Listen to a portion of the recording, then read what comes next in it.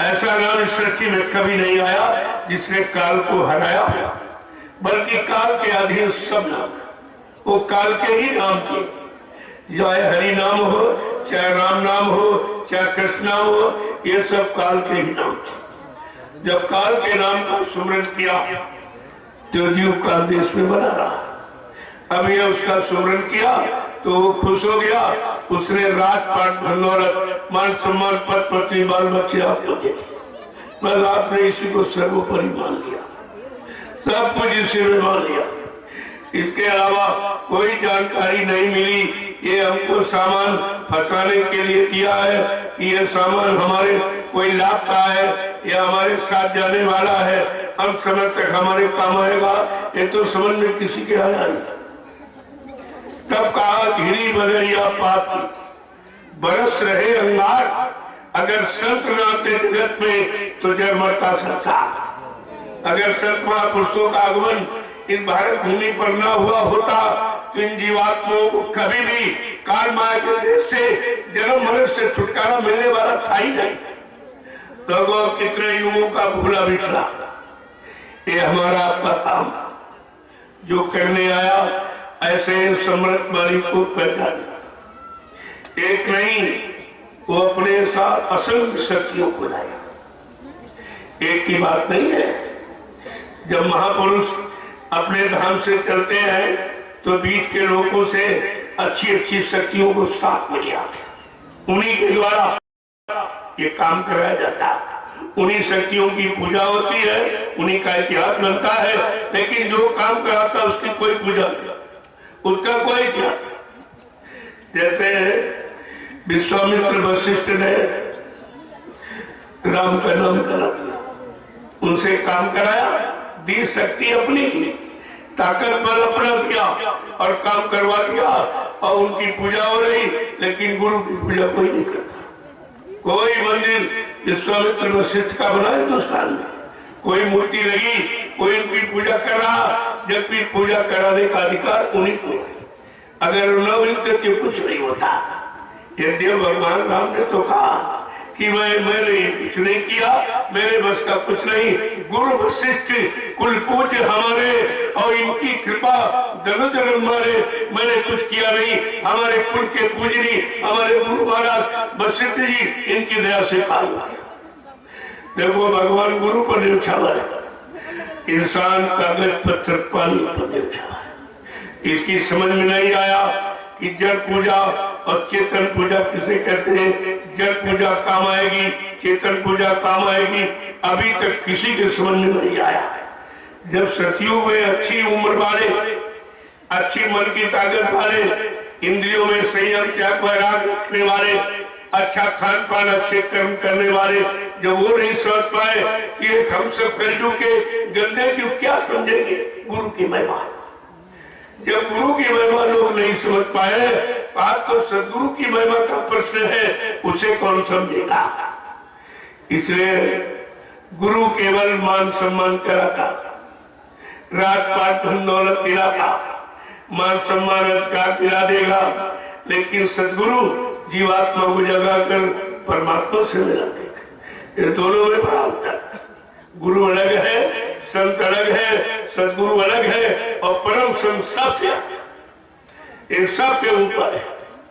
इसीलिए जो काम किसी गुरु ने नहीं किया, संत ने नहीं किया, सदगुरु ने नहीं किया, वो काम ये परम शक्ति ऐलान करके करने आई है कि मैं ये सब काम करके ही जाऊंगा।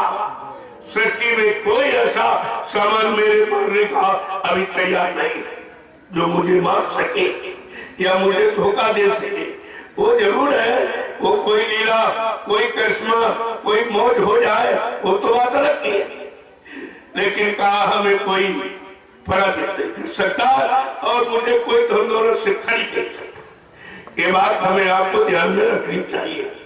अगर सब प्रेमियों ने इन बच्चों को ध्यान में रखा होता तो आज गुरु परिवार में शंका के बादल नहीं छाए होते।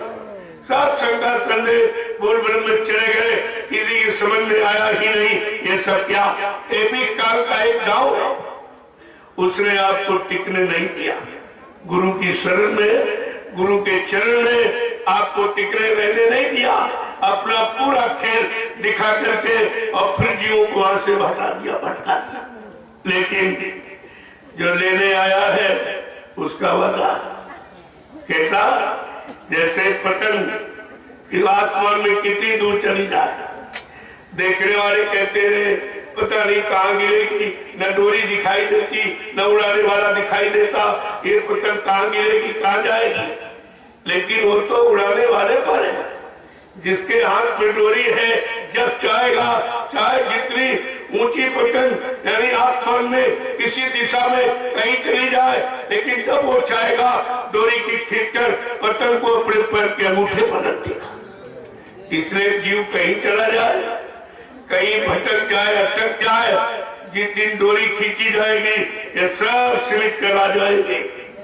लेकिन फिर लीला किसे करेंगे, खेल कैसे आप जानोगे, मात कैसे समझोगे, ये सब लोगों को समझाने के लिए, क्योंकि हर युग में लीला हुई है तो लोग कहेंगे भाई कलयुग में कोई लीला नहीं हुई, कलयुग में भी लीला होनी चाहिए। तो कहा कि भाई सतयुग में हरि लीला और त्रेता में राम लीला और द्वापर में कृष्ण लीला और कलयुग में सतगुरु लीला है। ये सतगुरु की अनोखी लीला है। अन्य लीलाओं में तो विनाशकारी लीला थी, लोगों को मारा काटा गया, क्षमा नहीं किया गया, अपराध पाप को माफ नहीं किया गया, मारा और काटा यानी खून खराबा किया गया। लेकिन सतगुरु की ये कलयुग की ऐसी अलौकिक और दिव्य लीला है जिसमें किसी को एक क्षणी बीमारी नहीं जाएगी, केवल शब्दों की मार लगाकर इस मन को बदला जाएगा। शब्द की मार से मन बदलेगा। आपने कितनी पूजा पाठ किया, तीर्थ व्रत किया, हवन जब तबियत करना, स्नान तरह तरह के श्रम समय पूजी और जीवन सब नष्ट कर दिया, लेकिन मन नहीं सुधरा। मन सुधारने का कि ये नीति नहीं है।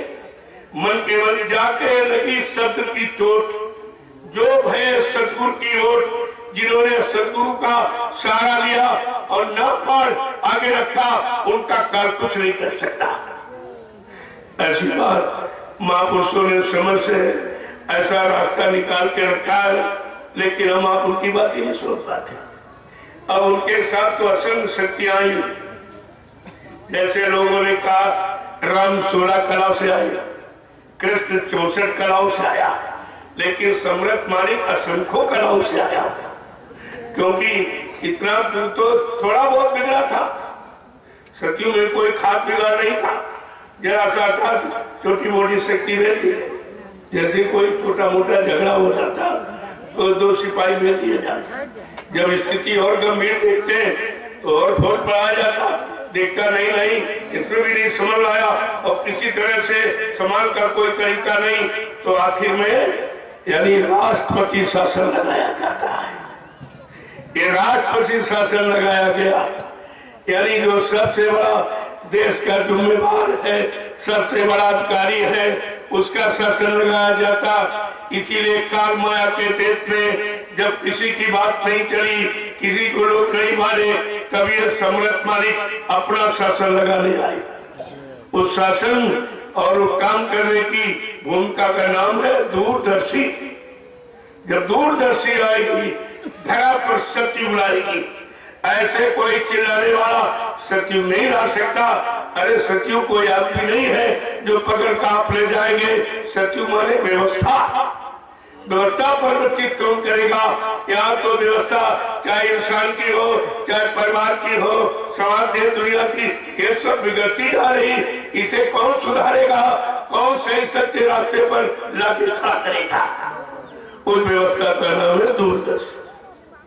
बाबा जी ने ऐलान किया कि जब सब राजनीति लोग हार जाएंगे, अपने अपने हथियार बुद्धि के डाल देंगे, कहेंगे मेरे बस का कुछ, नया सुरक्षा रोजी रोटी देना भी मेरे बस का, महंगाई गरीब को हटाना रोकना मेरे बस का, टैक्सों की भरमार ये भी रोकना मेरे बस का नहीं, चोरी डकैती कत्ल बलात्कार कहेंगे ये भी मेरे बस का नहीं, और गंदे खान पान की बिक्री ये भी रुकवाना मेरे बस का नहीं, और जीवों की हिंसा कराना ये भी मेरे बस का नहीं।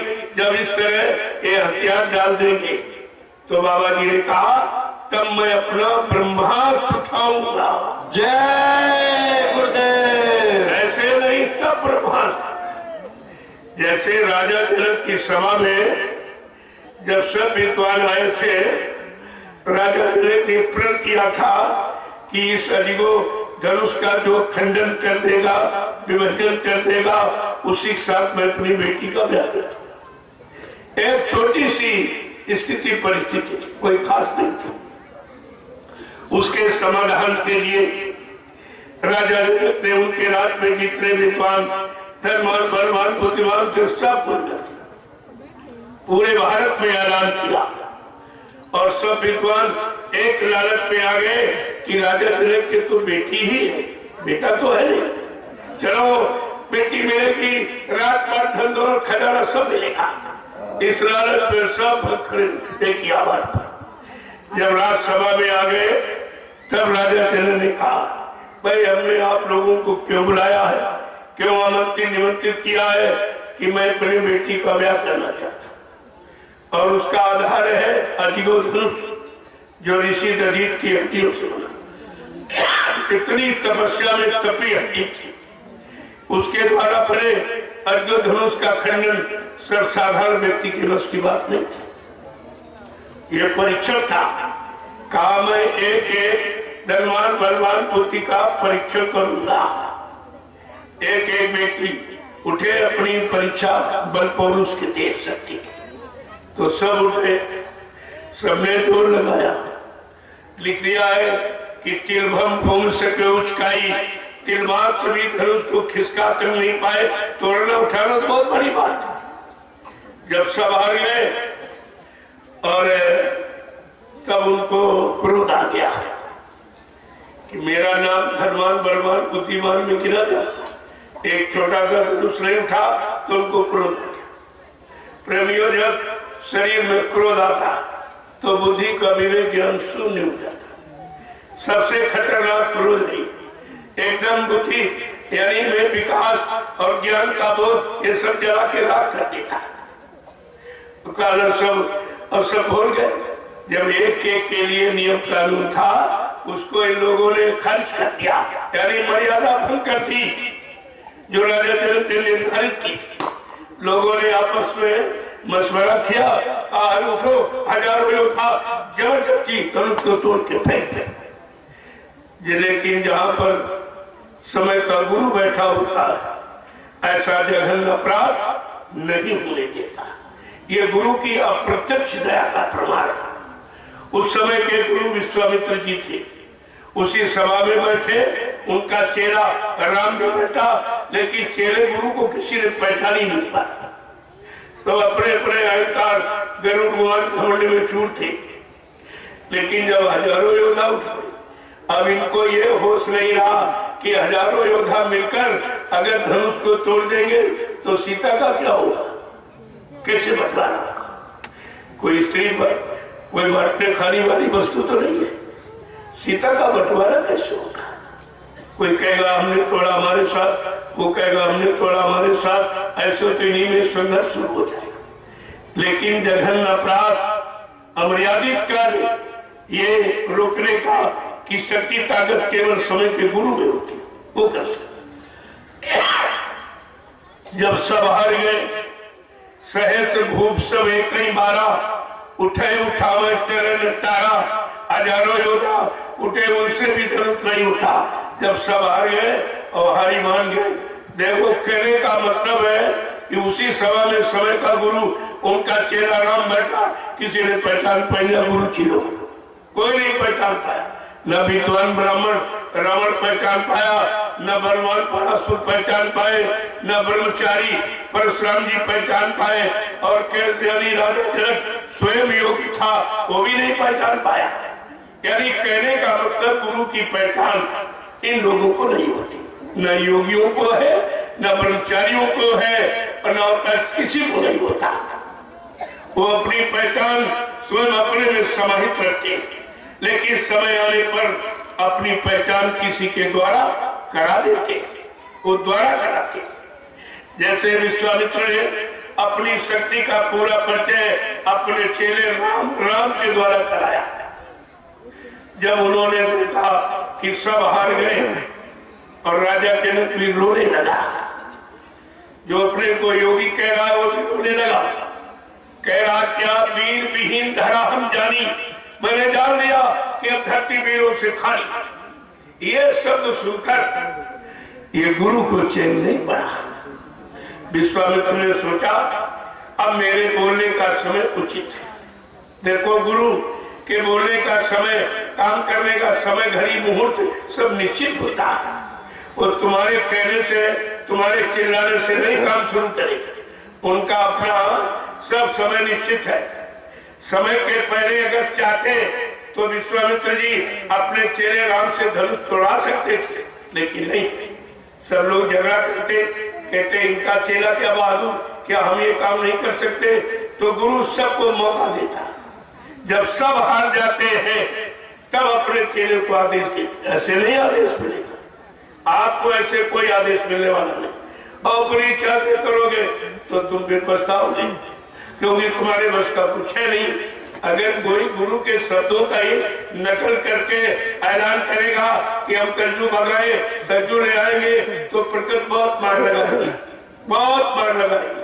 क्योंकि तुम महापुरुषों को अपमानित कर रहे हो, तुमको ये मालूम नहीं है उनकी भूमिका किधर की कहाँ की कैसी है, आप तो जानते रही हो। नकल तो फिर नकल ही होती। तो विश्वामित्र ने सोचा अब राजा जनक भी रो रहा, सारे विद्वान हार गए, बलवान धर्मान सब हारी मानकर कर चले, सब दंडवत प्रणाम करके धनुष को चलने लगे। ये अवसर का अब मेरे बोलने का अवसर उचित सवाल था। तो विश्वामित्र ने क्या कहा कि विश्वामित्र समय सुबह जानी और बोले आती इसने मृदुबानी। अपना उचित समय मुहूर्त घड़ी जानकर बड़े मीठे स्वर में कहा, अहंकार में नहीं, स्वार्थ लोभ लालच में नहीं, मीठे स्वर में कहा। आदेश दिया चेले को कि उठव राम भंजव शिव चापू अमेटवता जनक परतापू। ए राम उठो, ये नहीं कहा उठो धनुष तोड़ के शादी करो, कहा नहीं, जिस दुख से राजा जनक जल रहा है इसके दुख को तोड़कर। गुरु का आदेश हमेशा दुख दूर करने के लिए होता है, स्वार्थ लोभ लालच के लिए नहीं होता। ये सब प्रमाण, और जैसे आदेश सुना तो राम को शंका हो। देखो चेले में शंका आना स्वाभाविक, क्योंकि गुरु अपनी शक्ति का पूरा एहसास नहीं कराता। अगर चेले को पूरा एहसास करा दिया जाए तो अहंकार आते देर नहीं होती। इसलिए ऐसे अहंकार का जन्म होने ही नहीं देते। काम तो कराएंगे आपसे, लेकिन आपको एहसास नहीं होगा कि हमारे द्वारा, अगर आप जैसे इस समय कह रहे हो न दिखाई दे रहा, न सुनाई दे रहा, न माना हो रही, कुछ नहीं हो रहा। अरे तुम्हें क्या मालूम हो रहा कि नहीं हो रहा? हो नहीं रहा तो कर कैसे नहीं? लेकिन तुम होने नहीं समझते, तुमको करने का आदेश है। ये थोड़ी कहा कुछ ना हो तो बंद कर दो। करने का आदेश क्यों? हम लोग आदेश पालन के काबिल ही अभी नहीं है। जब आदेश पालन के काबिल नहीं हो तो मजबूरी और लाभ और त्याग कैसे मिल जाएगा? लेकिन जब लगे रहोगे तो धीरे धीरे यही लाभ दिलाने का कारण बन जाएगा तुम्हारा लगाव, तुम्हारी मतलब यानी लगन। ये तुम्हारी लगन ही तुम्हारा काम कर देगी। कहा था तुम्हें कुछ नहीं करना, केवल घाट पर बैठो सुबह शाम हाजिरी दो। अरे हाजिरी देने में और मालिक खुश है, मजदूरी दे रहा तो उनकी मौज की बात है। जैसे कि अधिकारी कोई अधिकारी किसी कर्मचारी को कहे तुम केवल यहाँ बैठे रहो, अब देखने वाले को नहीं बैठा रहेगा तो मजदूरी कैसे मिलेगी? वो तो उस पर निर्भर है, चाहे वो बैठा रहे, चाहे कहते खड़े रहो, चाहे तुम दौड़ते रहो, तुमको अपनी मजदूरी से मतलब है। तुम अपनी मजदूरी को भूल गए हो। इतना सम्राट मालिक आया, कहा तुम्हें कुछ नहीं करना, जीव को मत करना फिक्री, सौंप दे भली बुरी सिगरी, क्यों नहीं सौंप देता? तो ये सौंप ही नहीं रहा है। अगर तू सब कुछ सौंप दे, फिर तुझे करने की जरूरत क्या है? एक तो इसलिए कराया जा रहा कि जो पाप कर्म जमा हो गए वो धीरे धीरे तुम्हारे कट जाए, और वो भी हमारे आपके बस की बात नहीं कि अपने पाप का बोझ हम खुद उतार दे। तो काफी सौंप दे, क्यों नहीं सौंप देता?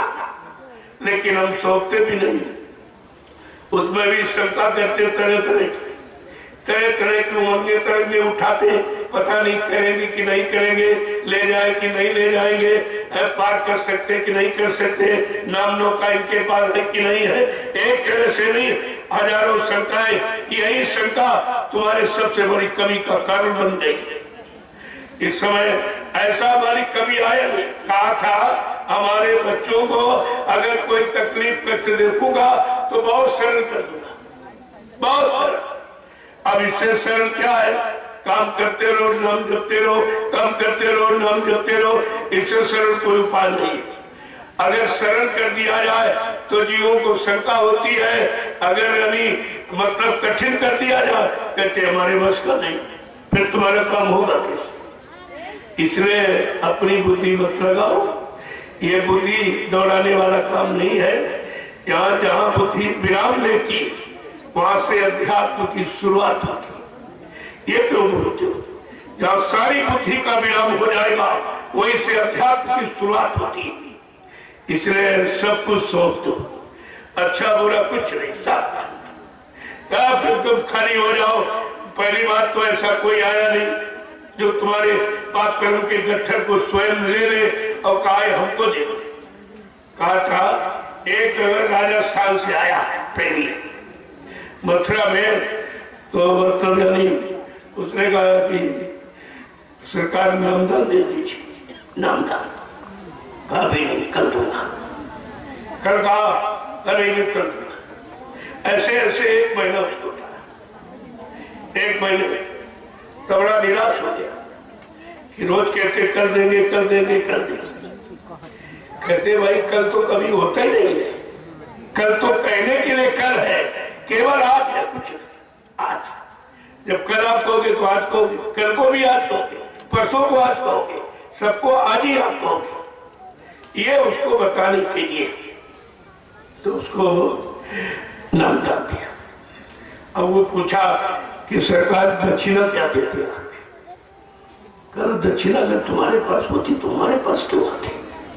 अगर तुम्हारे पास कुछ होता तो यहाँ क्या करने आते थे? लेकिन उसकी समझ नहीं आए, कहीं नहीं, जब अपने हम जाएंगे लोग कहेंगे तुमने कौन सा 101 वाला गुरु किया, 1001 वाला गुरु किया कि 2001 वाला कौन सा गुरु किया? तो कहा अच्छा ऐसा करो, जो तुम्हारे जितने पाप किए हो सब सौंप दो, और तन मन को भी सौंप दो दक्षिणा में। आज पर तुम्हारा कोई अधिकार नहीं। अब तुम तन से मन से कोई काम नहीं करोगे, जो आदेश मिलेगा उसका तुम पालन करोगे, यही हमारी दक्षिणा है। देखो कितनी बड़ी कठिन दक्षिणा है। अब तन मन कोई दे नहीं सकता, क्योंकि मन के साथ तन लगा हुआ है और तन मन के अधीन है, और जब मन चाहता तो शरीर से अच्छे बुरे सब काम करा देता, और मात्र नहीं समझ पाए कि मन के अधीन है। मन हमारे अधीन नहीं, जब तक मन हमारे अधीन नहीं होगा तब तक हम स्वतंत्र रूप में अपना सच्चा काम नहीं कर सकते। सबसे बड़ा दुश्मन तो मन ही है जो अंदर बैठा। हम कहते पड़ोसी खराब, ये खराब, वो खराब, ये खराब, ये कभी नहीं कहते अरे भाई मेरा मन ही खराब, ये बुरा ही क्यों सोचा, ये अच्छा क्यों नहीं सोचता, अच्छा क्यों नहीं देखता, अच्छे करने की सलाह क्यों नहीं देता, अच्छे काम की तरफ क्यों नहीं जाता? सबसे खराब मन। इसलिए कलयुग में मन को दुश्मन कहा गया। मन ही सबसे बड़ा दुश्मन, मन ही हमारे पाप कर्मों का कारण है, और इसी की हम मानते रहेंगे तो पाप ये कर्म के जाल से कभी अलग होने ही नहीं देगा। इसलिए जब कलयुग में संत पधारे तो उन्होंने कहा तुम 3 युगों से इस मन का कहना मान रहे, आज भी फंसे पड़े हो, अरे जरा मेरा कहना मानो कि मन के कहे चलो मत कोई, सतगुरु कहे करो तुम सोई। अब वो काम करो जो सदगुरु यानी सच्चा काम, सच्चे सतलोक ले जाने वाला काम, ये सच्चे रास्ते पर चलाने वाला काम और सच्चा नाम, ये सत्य में आए, कहा उनका काम, जो आदेश करे हुकुम करे। तो कहा कि जीव तो बड़ा बेचारा कमजोर है, कोई ऐसा आदेश दे देंगे कि जाओ तपस्या करो तो कर नहीं पाएगा, नियम संयम करो उसके बस का नहीं, त्याग करो ये भी उसका बस का नहीं। जब सब शोध किया तब कहा भाई बड़ा कमजोर जीव है, ये केवल कलयुग में एक ही काम कर सकता है, एक काम कर सकता है कि कलयुग केवल नाम आधारा, ये नाम को जप सकता और कुछ नहीं कर सकता। अगर नाम से ही काम हो जाए इससे क्या सरल, और इसमें कोई खर्चा नहीं आता, वो तो कराने वाले पर निर्भर है। तुम अपने बारे में क्यों सोचते हो? तुम्हारे बारे में कहा था तुमको अपनी चिंता नहीं है, हमको तुम्हारी चिंता है, क्योंकि हमने तुमको नामदान दे दिया।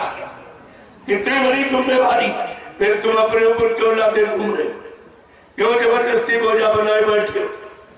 कहा तो मेरा काम है, चिंता मेरे पास तुम्हारी है, क्योंकि हमने तुमको नामदान दे दिया।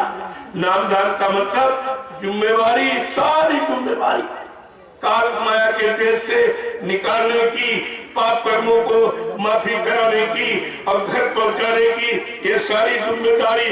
कहा जब तक ये सारी जिम्मेदारी पूरी नहीं कर दूंगा इस मानव शरीर को छोड़ के जाने वाला नहीं हूं। इससे बड़ी कौन सी हमदर्दी है, लेकिन तुम अपना जरूर लगाते रहते हो, क्योंकि मन का स्वभाव है कुछ न कुछ सोचना और कुछ न कुछ करना। इसका मतलब अगर मन से कुछ सोच रहे हो, कुछ कर रहे हो, इसका मतलब आपने मन गुरु को नहीं दिया। जब दे दिया तुम्हारा अधिकार है खत्म। यही आत्मज्ञान है, सच्चा ज्ञान यही है कि जब सब कुछ दे दिया, तन दे दिया, मन दे दिया और धन दे दिया, जो भी सब कहते आपका मेरा कुछ